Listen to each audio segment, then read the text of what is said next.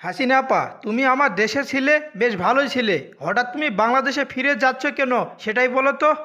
মোদি ভাই, আমি জানি বাংলাদেশে এই মুহূর্তে যাওয়াটা আমার জন্য সুখের হবে না, কিন্তু মোদি ভাই, তারপরও আমাকে বাংলাদেশে যেতেই হবে। কারণ প্রত্যেক বছর আমি আমার বাবার মৃত্যুবার্ষিকী পালন করে থাকি, অর্থাৎ আগামী 15ই আগস্ট জাতীয় শোক দিবস। এই দিনে রাজাকারের বাচ্চারা আমার বাবাকে নির্মমভাবে হত্যা করেছে। আমার বাবার মৃত্যুর দিনে আমি শোক দিবস পালন করতে ঢাকায় যাব। হাসিনা আপা, এত রিস্ক নিয়ে তোমার বাবার শোক দিবস পালন করতে ঢাকায় কেন যাবে? আমার দেশেও তো শোক দিবস পালন করতে পারতে। মোদি ভাই, ঢাকায় যাওয়াটা রিস্ক হলেও আমি ঢাকায় গিয়ে আমার বাবার শোক দিবস পালন করব। কারণ বাংলাদেশে আমার বাবার রক্ত মিশে আছে। এই দেশ ছাড়া তো শোক দিবস পালন করে কোনো সার্থকতা নেই। জীবন যাবে যাক, তবু আমি দেশে গিয়েই শোক দিবস পালন করব।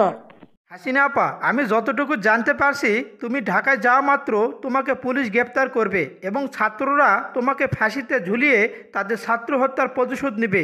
হাসিনা আপা, আমি তোমাকে ভালোভাবেই বলছি, ঢাকায় যেও না।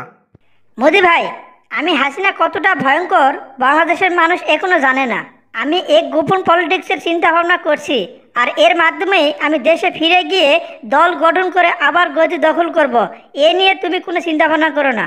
কাদের ভাই, তুমি কি বলো? আমি ঠিক বলছি না? হাসিনা আপা, তুমি একদম ঠিক কথাই বলছো। আমরা বীরের জাতি, আমরা কাউকে ভয় পাই না। আর তাছাড়া আমরা যে একাই আছি তা কিন্তু না, আমাদের দেশে হাজার হাজার কর্মী সমর্থক রয়েছে, তাদেরকে সঙ্গে করে নিয়েই আমরা শোক দিবস পালন করব। ঠিক আছে হাসিনা আপা, তুমি যা ভালো মনে করো তাই করো, তবে বিপদে পড়লে আমাকে কিন্তু দোষ দিও না। সম্মানিত ভিউয়ার্স, এই ভিডিওটি আপনাদের কেমন লেগেছে তা কিন্তু অবশ্যই কমেন্ট করে জানাবেন। আর ভিডিওটি যদি ভালো লেগেই থাকে তাহলে অবশ্যই চ্যানেলটি সাবস্ক্রাইব করবেন। এতক্ষণ পর্যন্ত ধৈর্য সহকারে দেখার জন্য আপনাদেরকে ধন্যবাদ। সবাই ভালো থাকবেন।